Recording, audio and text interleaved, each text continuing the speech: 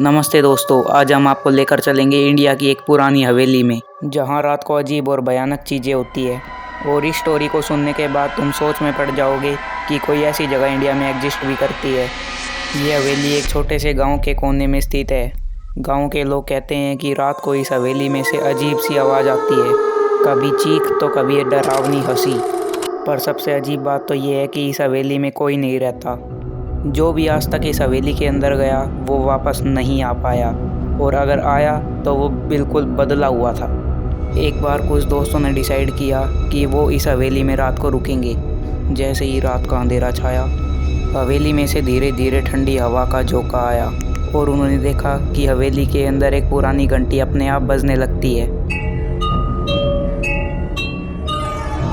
हर घंटी के साथ एक पुरानी कहानी याद आई, एक आदमी की मौत जो इसी हवेली में हुआ था। रात बढ़ रही थी और उन्होंने देखा कि एक शैडो उनके आसपास मंडरा रही है। उसे देखकर वो बहुत ही ज़्यादा डर गए थे, कुछ तो रोने ही लग गए थे। वो शैडो कभी भी पूरी तरीके से दिखाई नहीं देता था, बस उसकी आंखें जो लाल रोशनी में चमक रही थी और सब कुछ डरावना बना रही थी।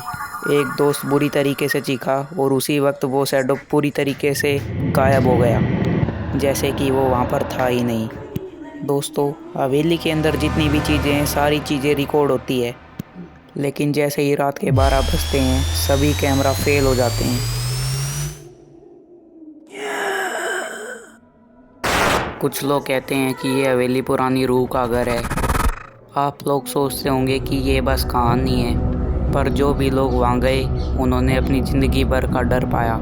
आप कभी भी इंडिया की इस हवेली के पास रात में जाने की कोशिश नहीं करिए, क्योंकि कभी कभी सच में डरावनी चीज़ें होती है जो हमारी आंखों से छुपी होती है।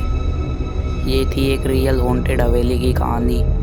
अगर आपको ये स्टोरी पसंद आई तो लाइक शेयर सब्सक्राइब करना मत भूलिए, और कमेंट में बताएं कि आप कौन सी इंडियन हॉरर स्टोरी सुनना चाहते हैं।